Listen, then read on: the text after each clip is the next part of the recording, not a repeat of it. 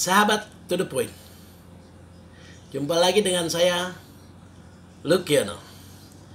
Salam bahagia selalu. Topik kita kali ini adalah niat di dalam hati. Sahabat to the point. Niat itu adalah keinginan yang ada di dalam hati. Niat itu artinya disengaja. Misalnya, saya berniat untuk membantu orang itu supaya orang itu hidupnya bisa sedikit maju. Katakanlah kita berniat mencarikan kerja untuk seseorang. Nah, itu niat. Jadi saya sengaja berbuat mencarikan pekerjaan bagi seseorang. Jadi niat itu memang disengaja. Sengaja melakukan sesuatu. Dan adanya di dalam hati. Kemudian kita juga memahami, ya, terutama yang muslim, inamal amanu bin niat. Jadi segala sesuatu itu tergantung dari niatnya. Jadi niat yang ada di dalam hati. Jadi segala sesuatu yang kita lakukan tergantung niatnya. Kalau niat kita baik, insya Allah hasilnya juga akan baik. Tapi sebaliknya kalau niatnya udah jahat, misalnya awas lo, nah ini dia nih orangnya. Dulu dia pernah menghina ibu saya. Nah sekarang ketemu nih, gua hajar dia habis-habisan nih. Nah itu berarti dia udah punya niat yang jelek karena rasa dendam. Jadi ada niat, membutuhkan niat yang ikhlas, ada juga niat yang tidak ikhlas. Niat yang ikhlas itu karenanya itu karena Allah Subhanahu wa taala, Tuhan yang Maha Esa. Contoh, saya setiap hari beramal. Katakanlah kalau beramal itu yang bagus adalah tidak jumlahnya, yang penting ikhlasnya. Walaupun sedikit tapi terus menerus. Jadi kalau kita mau beramal itu tidak lihat jumlahnya. Yang penting karena Allah dan terus menerus. Jadi setiap hari katakanlah kita beramal sekian rupiah dalam satu masjid, kita sholat sekian rupiah. Tiba-tiba kita beramal 1 juta nih, ya, dengan uang yang cukup besar. Tapi dia lakukan itu karena di sampingnya ada calon mertua gitu. Awalnya kita ikhlas, tapi kita udah mertua. Nah, yang kita sumbangkan itu karenanya karena supaya dilihat mertua. Nah, urusannya bagaimana? Kalau yang ikhlas yang pertama itu, yang karena Allah, yang sekian ribu itu, yang dia lakukan secara kontinu, dia juga akan mendapat ganjaran dari Allah. Ganjaran itu ya pahala akhirat gitu. Sedangkan yang kedua yang udah 1 juta itu, dan dia niatnya supaya calon mertuanya tahu, itu juga dapat ganjaran dari Allah. Ganjaran apa ya? Ganjarannya karena mertua kebaikannya. Yang dia dapatkan mungkin ya insya Allah pahala dunia gitu. Seperti itu. Jadi pahala tuh ada 2, pahala di akhirat maupun pahala di dunia. Untuk hal ini lebih kurangnya saya mohon maaf, tapi menurut pemahaman saya seperti itu. Nah, kalau kita bicara masalah niat atau niat di dalam hati atau hati kita, sahabat to the point, hati kita itu seperti ini analoginya. Hati kita itu seperti majikan, atau hati kita itu seperti pemimpin. Sementara akal pikiran kita itu adalah supir. Sedangkan kendaraannya adalah tubuh kita, diri kita. Jadi hati kita ini adalah majikan untuk pimpinan. Dia akan memerintahkan supir tadi atau akal seperti ini mau kemana gitu. Katakanlah majikan itu mengatakan atau pimpinan mengatakan, Pak Anto ini seorang supir, tolong antarkan saya ke Pasar Senen. Gitu. Maka pikiran ini ya mengantarkan ke Senen dengan membawa kendaraannya tentunya bagi seorang supir. Sampailah ke Senen. Nah itulah analogi saya. Kalau memang salah saya mohon maaf, bahwa hati manusia itu bagaikan majikan, bagaikan pimpinan, sedangkan akal pikiran itu bagaikan supir, dan kendaraan ya diri kita. Sebagai supir ya sesuai tergantung perintah majikannya dong. Suruh ke sono, diantar ke sono. Kalau ke sini, ke sini. Kalau majikannya baik, maka perintahnya akan baik.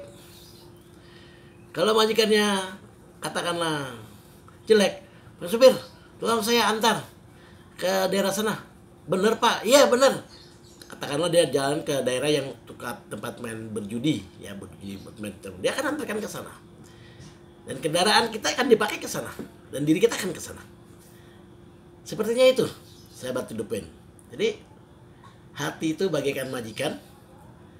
Kalau majikannya baik, lemah lembut, dan ya dia akan menyuruh supirnya ke tempat-tempat yang baik dan membawa diri kita ke sana. Dan perlu kita ketahui sahabat to the point bahwa lihat dalam hati itu kita juga harus lihat bahwa ada berapa bentuk hati. Jadi hati itu ada 3 bentuk. Pertama, hati yang sehat. Hati yang sehat itu sahabat to the point seperti tanah yang subur. Tanah yang subur, tanah gembur subur.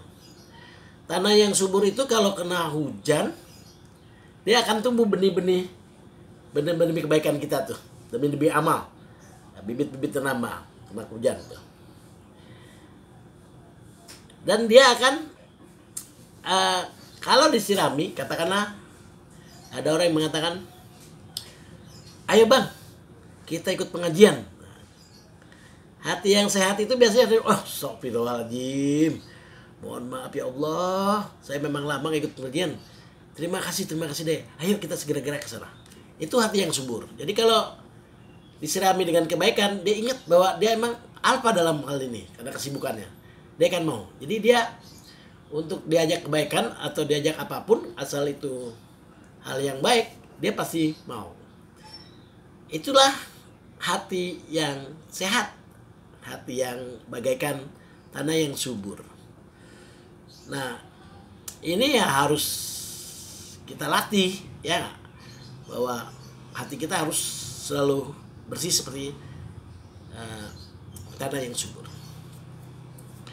Jadi kalau kita diajak kebaikan, pasti kita mengikutinya ya, asal di jalan Allah atau di jalan kebaikan. Yang kedua adalah hati yang sakit.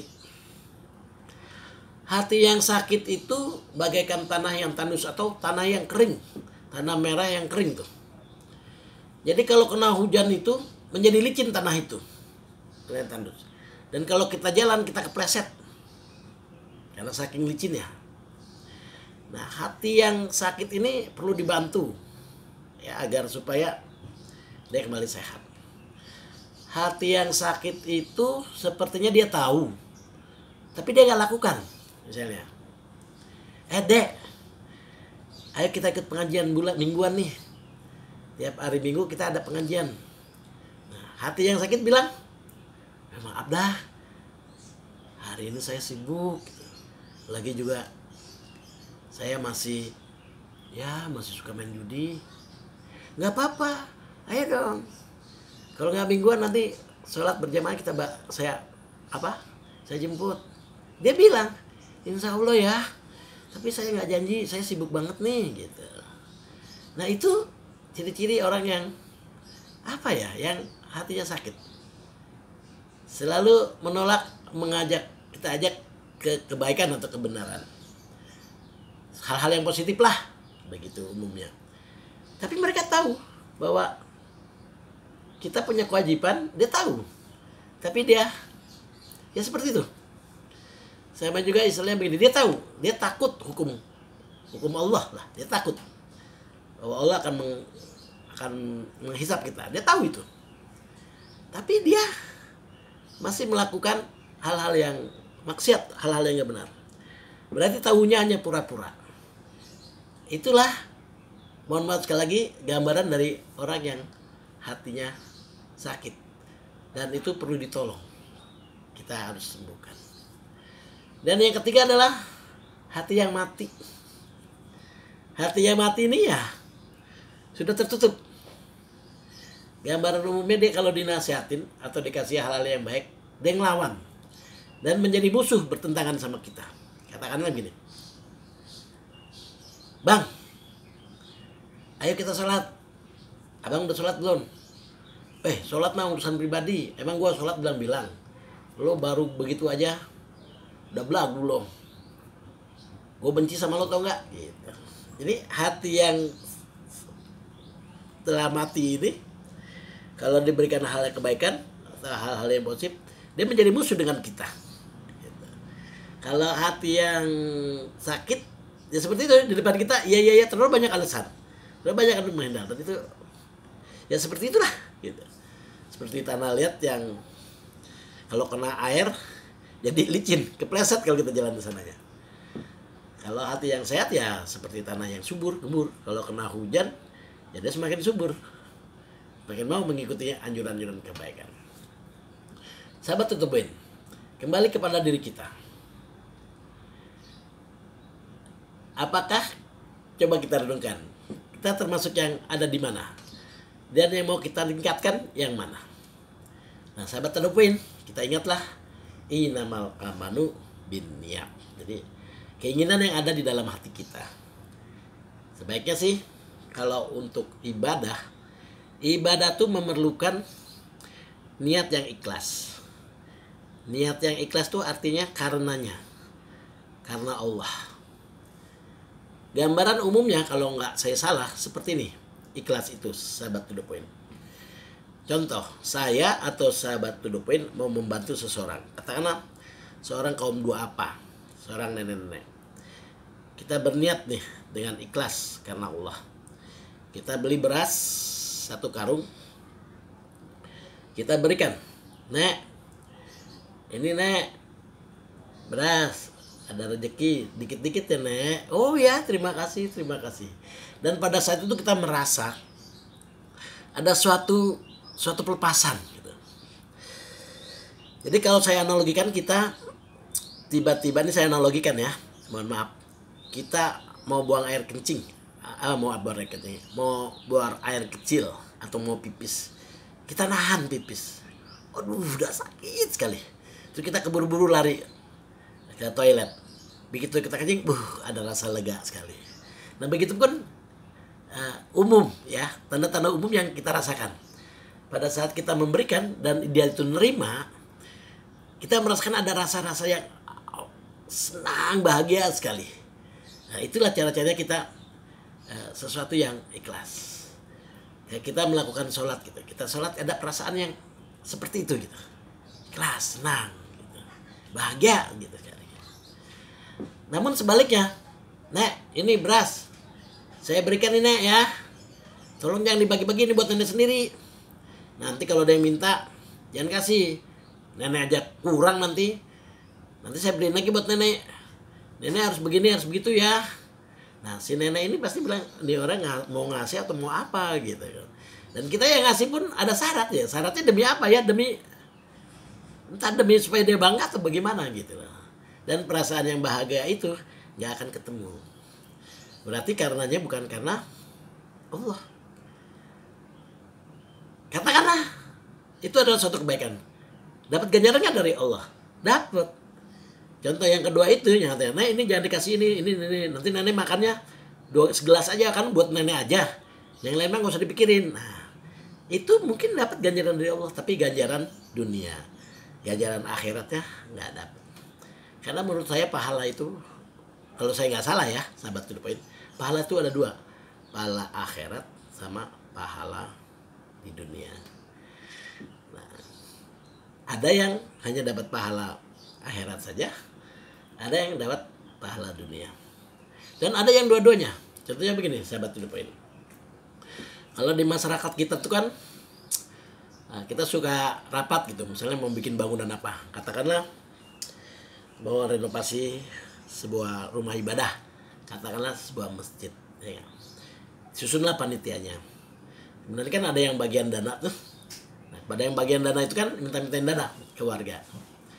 Nah, suatu saat bagian dana itu pada saat lagi pertemuan meeting dia katakan, itu Pak Budi itu walaupun sederhana kerjanya seperti itu, kalau soal memberikan sumbangan buat kebutuhan kegiatan warga itu banyak. Nggak hanya sumbangan masjid, sumbangan lain juga kalau diberikan banyak. Warga itu dapat apa? Dia memberikannya banyak. Nah, diumumkan itu di meeting itu. Nah, Pak Budinya nggak tahu itu, ya nggak? Demikian banyak. Pak Budinya masih di rumah katakanlah, dia ngomong sama yang lain gitu. Nah, yang mengambil dana ini, mengutip dana ini, mengatakan begitu juga memang mengatakan yang sebenarnya. Dan itu kan didengar, gitu. Yang didengar. Nah, Pak Budi ini yang menyumbang itu mendapat pahala di dunia dan mendapat pahala di akhirat. Karena melalui si pengambil dana. Dia ngomong begitu adalah ngasih pengajaran buat peserta yang lain seperti itu. Bukan Pak Budi itu untuk ria, karena dia ngasih banyak dan sebagainya. Nah, Pak Budi ini yang pertama dia memang ikhlas karena Allah, ya, dan menjadi contoh yang baik buat warga yang lainnya. Karena dia nggak ingin terus bilangin, nanti kamu bilangin ya, semua warga bahwa saya paling besar. Tuh hebat kan gua. Nah kalau begitu mungkin bukan ikhlas karena Allah, karena dirinya sendiri ingin bangga, ingin ria gitu. Tetapi dia nggak bilang apa-apa. Nah, Pak Budi inilah mendapat ganjaran atau mendapat pahala di dunia dan di akhirat. Demikian sahabat To The Point, apapun yang kita lakukan tergantung dari niat kita yang di dalam hati. Mohon maaf lebih dan kurangnya. Sekali lagi saya mohon maaf kalau ada salah-salah ucap. Sampai ketemu di hari berikutnya. Action with big passion.